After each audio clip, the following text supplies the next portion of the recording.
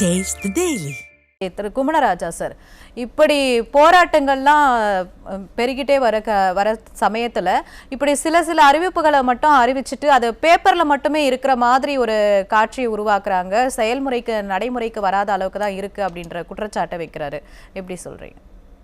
இனிய உளவாக இன்னாத கூறல் கனியிருப்ப காய் கவர்ந்தற்று என்கின்ற முப்பாட்டன் திருவள்ளுவர் சொன்ன அந்த குறளைத்தான் இன்றைக்கு ஆளுகின்ற அரசாட்சிக்கு சொல்ல வேண்டிய அவசியம் ஏற்பட்டிருக்கிறது. ஏனென்றால் தேர்ந்தடவிய வார்த்தைகள், தேர்ந்தடவிய வாக்குறுதிகள் அனைத்தையும் அவர்கள் இன்றைக்கு சொன்னார்கள். இன்றைக்கு சம்பந்தப்பட்ட துறை அமைச்சராக இருக்கின்ற பெயரிலே அன்பை வைத்துக்கொண்டு அன்பே காட்டாத அரசு ஊழியர்களுக்கு எதிராக, ஆசிரியர்களுக்கு எதிராக, செவிலியர்களுக்கு எதிராக, ஒப்பந்த தொழிலாளர்களுக்கு எதிராக இவர்கள் கனியிருப்ப காய் கவர்ந்தற்று என்கின்ற இந்த கசப்பான மருந்தை பற்றி தான் பேசிக்கொண்டிருக்கிறார்கள்.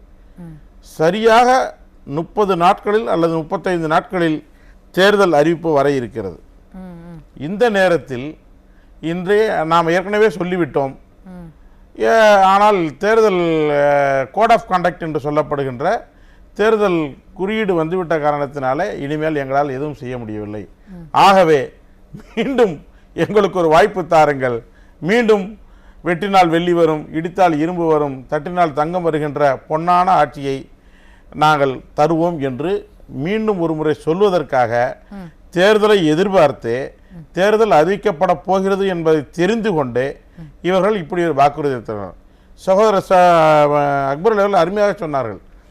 எவ்வளவு நிதி ஒதுக்கி இருக்கிறீர்கள், எந்த தேதியிலிருந்து இது செயல்படுத்தப்படும், யாருக்கெல்லாம் அது உதவப் போகிறது என்கின்ற இந்த கேள்விகளுக்கெல்லாம் பதில் சொல்லவில்லை. தன்னுடைய ஆசானாக ஏற்றுக்கொண்டிருக்கின்ற திராவிட பல்கலைக்கழகத்துடைய மாணவன் என்று சொல்லிக் கொள்கின்ற நம்முடைய முதல்வர் அவர்கள், அண்ணா அவர்கள் சொன்னார்கள், of the people, by the people, for the people. மக்களிடம் செல், மக்களிடம் இரு, மக்களோடு பழகு, அதற்கான உறவுகளை புரிந்து கொண்டு அவருக்கான வேலைகளை நீங்கள் செய்யுங்கள், அதுதான் ஒரு அரசாட்சிக்கு லட்சணம் என்று அண்ணா அவர்கள் சொன்னார்கள். பெரியாரை பற்றி பேசுகின்ற பொழுது நான் பெரியாருடைய தலைமாணாக்கன், பெரியாருடைய கொள்கைகளை நாங்கள் ஏற்றுக்கொண்டிருக்கிறோம். ஈரோட்டு சலுகைகள்லாம் இம்ப்ளிமெண்ட் பண்றதுக்காக தானே அறிவிக்கிறாங்க. 21 அறிவிச்சது என்னாச்சு? நீங்க இன்னைக்கு அறிவிப்பு பண்ணீங்க, 21 அறிவிப்பு இருங்க. இன்றைக்கு எதிர்கட்சி தலைவர் இன்னைக்கு அறிவிச்சத சந்தோஷமா கொண்டாடுறாங்களே அரசு பணியாளர். இல்லையே, யார் சொல்றாங்க? வெளியே சொல்லுங்க. அதெல்லாம் யாருக்காக? இந்த ஜிங்ஜா அடிக்கிறதுக்காக இருக்கின்ற திராவிட முன்னேற்ற கழகத்திற்கு ஆதரவாக இருக்கின்ற, இன்றைய தமிழக அரசுக்கு ஆதரவாக இருக்கின்ற அந்த கட்சி சார்ந்த நபர்கள் தான் ஒரு 4 பேரை வைத்துக்கொண்டு நாங்களே சொல்லி நாங்களே தன்னுடைய முதுகில் தானே கை வைத்து தட்டி கொண்டு ஆஹோ ஓஹோ அனைத்தும் நடந்து விட்டது, ஆஹா ஓஹோ எப்படி கல்யாணம் என்று சொல்லுகின்ற போது இந்த அறிவிப்பிலே குறைபாடுகள் இருக்கிறதா சொல்றீங்க? ஒரு குறையா இருக்கு, நிறைய குறைகள் இருக்கிறது. என்ன புதியதாக அறிவிப்புகள் செய்திருக்கிறார்கள்? ₹1 கூட வாங்காமல் உங்களுக்கு பென்ஷன் அறிவிப்போம் என்று ஏற்கனவே சொல்லலாம். பழைய ஓய்வு திட்டத்தினுடைய முழு பலன்கள் என்பது எந்த விதமான கான்ட்ரிபியூஷன் என்று சொல்லப்படுகின்ற அவர்கள் எதுவும் செலுத்தாமலே ஒரு ₹10 இவர்கள் செலுத்தினாங்களோ ₹10 அதே அளவிற்கு ₹10 அரசாங்கம் செலுத்துகின்ற நிலை இருந்தது. இன்றைக்கு அதையெல்லாம் மாற்றிவிட்டு நீங்கள் ₹20 கொடுங்க, நாங்கள் ₹20 சேமித்து வச்சு கொஞ்ச நாள் கழிச்சு உங்களுக்கு பெருசா திருப்பி தர்றோம் அப்படின்னு சொல்லிட்டு. சரி, இவங்களுடைய போராட்டம் ஒரு பக்கம் இருக்கட்டும் சார். இப்போ தூய்மை பணியாளர்கள் இருக்கட்டும், தோட்டக்கலை துறையா இருக்கட்டும், விவசாயிகளாக இருக்கட்டும், எல்லா தரப்பினரும் போராட்டம் பண்ணிட்டு தானே இருக்காங்க. எல்லாருக்கும் எப்படி பதில் சொல்ல போகிறது திமுக? இன்றைக்கு நியூயார்க் மேயராக பதவியேற்றிருக்கின்ற மதானி அவர்கள் ஒரு சாதாரண ஒரு மெட்ரோ ரயில்வே ஸ்டேஷனில் நின்று பதவியேற்றுக்கிட்டார். பதவியேற்ற பிறகு அங்கே அவர் முதலாக சொல்லி இருக்கின்றது, அதிகபட்சமாக இருக்கின்றவர்களுக்கு, கோடீஸ்வரர்களுக்கு 2% வருமான வரி செலுத்த வேண்டிய அவசியம் ஏற்படுகிறது. மிக முக்கியமாக சாதாரண எம்ப்ளாயியாக இருக்கின்ற அனைத்து மக்களுக்கும் உரிய வகையில் ஊதியம் வழங்கப்படும் என்கின்ற மிக முக்கியமான அறிவிப்பை செய்திருக்கிறார்கள். தூய்மை பணியாளர்கள் என்பது யார்?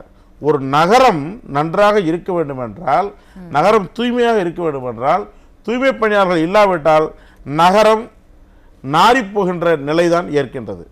இவர்கள் தூய்மை பணியாளர்கள் எங்கெங்கெல்லாம் செல்கிறார்கள், எங்கெல்லாம் செல்ல முடியும் அங்கெல்லாம் சென்றிருக்கிறார்கள்.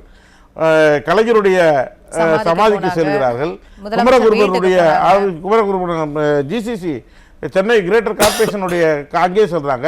அரசினுடைய கவனத்தை ஈர்க்கிறதுக்காக தான் இத்தனை இடங்கள்ல போறாங்க, போராட்டம் பண்றாங்க, அழுகுறாங்க. இந்த காட்சிகள்லாம் நம்ம பார்த்துட்டு வரோம். ஏன் அவங்களுடைய கோரிக்கைகளை மட்டும் செவி கொடுத்து கேட்கவே இல்லை? அதைத்தான் கிராமத்துல சொல்லுவாங்க, ஏன்டா எரும மாட்டு மேல மழை பெஞ்ச மாதிரி இருக்கிற அப்படின்னு சொல்லி சொல்லுவாங்க.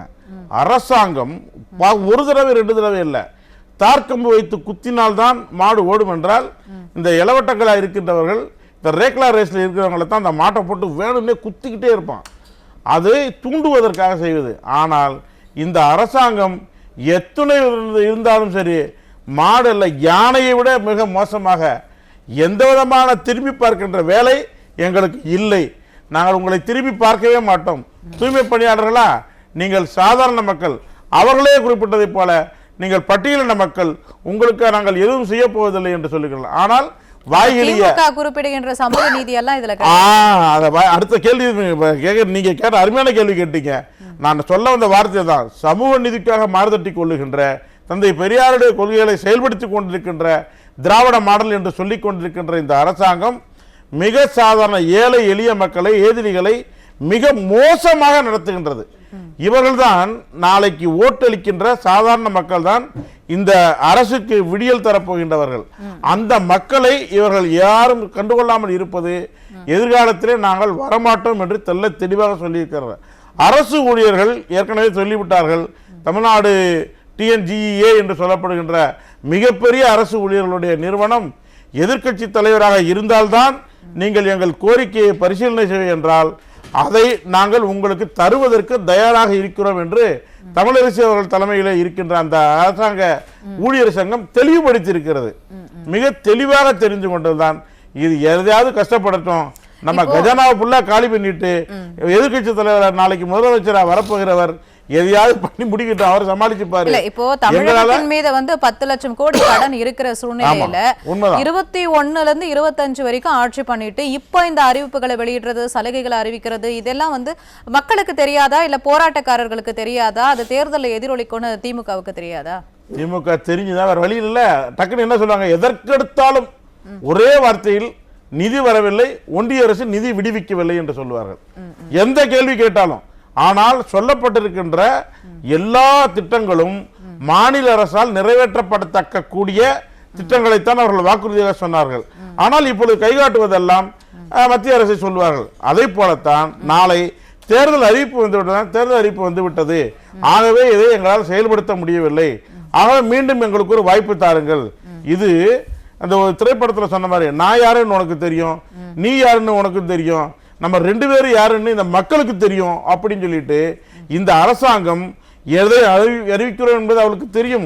இதை செயல்படுத்த முடியுமா என்பது சாதாரண அரசு ஊழியர்களுக்கு தெரியும், செவிலியர்களுக்கு தெரியும், கல்விக்கு உண்மையிலேயே கல்வி சிறந்த தமிழ்நாடு, புகழ் கம்பன் பிறந்த தமிழ்நாடு என்று அடுத்த தலைமுறையை உருவாக்குகின்ற ஆசிரியர் பெருமக்களை இவர்கள் உதாசீனப்படுத்துவது, அரசு ஊழியர்களுக்கான சம்பளத்தை கொடுக்காமல் இருப்பது, பணிமுப்பு அடிப்படையிலே பதிவு செய்யப்பட்ட லட்சக்கணக்கான ஆசிரியர் பெருமக்களை புறந்தள்ளி, நேற்றைக்கு ஒரு ஆசிரியரை தன்னுடைய பிள்ளையும் அழைத்து வந்திருந்த பொழுது காலை உடைத்து, அதாவது வண்டியிலே ஏற்றுகின்ற பொழுது காவல்துறை மிக மோசமாக நடந்து கொண்டிருக்கிறது. அப்பயே சொல்றாங்க, காவல்துறையின் அராஜகம் ஒழிகை என்று கத்திக் கொண்டிருக்கிறார்கள். எதை பற்றி கவலைப்படாத காவல்துறை, ஏனென்றால் மேலிடத்து உத்தரவு அப்படி. இவர்கள் எவனையும் இங்கே இருக்க வைக்க கூடாது, அது எந்த டைமா இருந்தாலும் சரி, இரவிலே பெண்களை அணுகவே கூடாது என்று இருக்கின்ற பொழுது நைட்டு 12 மணிக்கு 1 மணிக்கு ஏற்றி கொண்டு போய் கிளாம்பாக்கத்தில் இறக்கி விடுறது. ஏங்க, மாற்றுத்திறனாளிகள், பார்வையற்றவர்கள், அவர்களை கொண்டு போய் கிளாம்பாக்கத்துக்கு அந்த பக்கம் ஒரு இடத்துல கொண்டு போய் இறக்கி விட்டாங்க. போராட்டங்கள் என்பது ஜனநாயகத்திலே எதிர்க்கட்சி தலைவர் இருக்கிற பொழுது தொண்டை கிளிய வாய் கிளிய தன்னுடைய எச்சில் எல்லாம் வறண்டு போகின்ற அளவிற்கு பேசினார். எங்கே போராட்டம் நடந்தாலும் உடனடியாக எதிர்க்கட்சி தலைவர் MK ஸ்டாலின் அவர்கள் அங்கே வந்து இருப்பார்.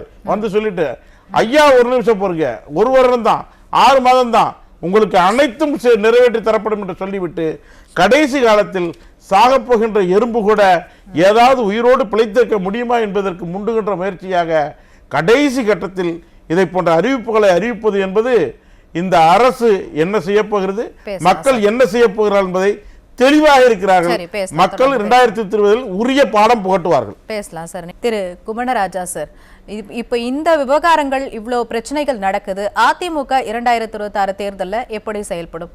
போராட்டக்காரர்களுக்கு எப்படி ஆதரவாக இருக்க போகிறார்கள்? எங்கெல்லாம் அநியாயம் நடக்கிறதோ, அநியாயத்தை கண்டு யாரெல்லாம் கோபப்படுகிறானோ அவனெல்லாம் என் தோழன் என்று செகுவரா அவருடைய மிகப்பெரிய ஒரு சொல்லாடல் இருக்கிறது. அதை போல அனைத்து இந்திய அண்ணா திராவிட முன்னேற்ற கழகம் இன்றைய நிலையில் எதிர்க்கட்சியாக செயல்பட்டு கொண்டிருக்கிறது. எதிர்க்கட்சியாக அல்ல, மக்களுடைய போராட்டங்களை, மக்களுடைய அபிலாசைகளை, மக்களுடைய விருப்பங்களை அது தெள்ள தெளிவாக எடுத்து காட்டிக் கொண்டிருக்கிறது. இப்பொழுது நாம் தவறு பண்ணிவிட்டோமோ என்கின்ற நிலையை மக்கள் எண்ணுகின்ற அளவிற்கு அனைத்து இந்திய அண்ணா திராவிட முன்னேற்ற கழகம் சிறந்த முறையில் செயல்பட்டு கொண்டிருக்கிறது. ஆகவே எதிர்காலத்திலே இவர்கள் மக்களுக்கு அவர்கள் சொல்லவில்லை, இருந்தாலும் கூட இவர்கள் மீண்டும் ஆட்சிக்கு வந்தால் சொன்ன விஷயங்களை முழுவதுமாக செய்வார்கள், நம்மளுக்கு கண்டிப்பாக விடியல் பிறக்கும் என்று மக்கள் நம்பிக்கையோடு இருக்கிறார்கள்.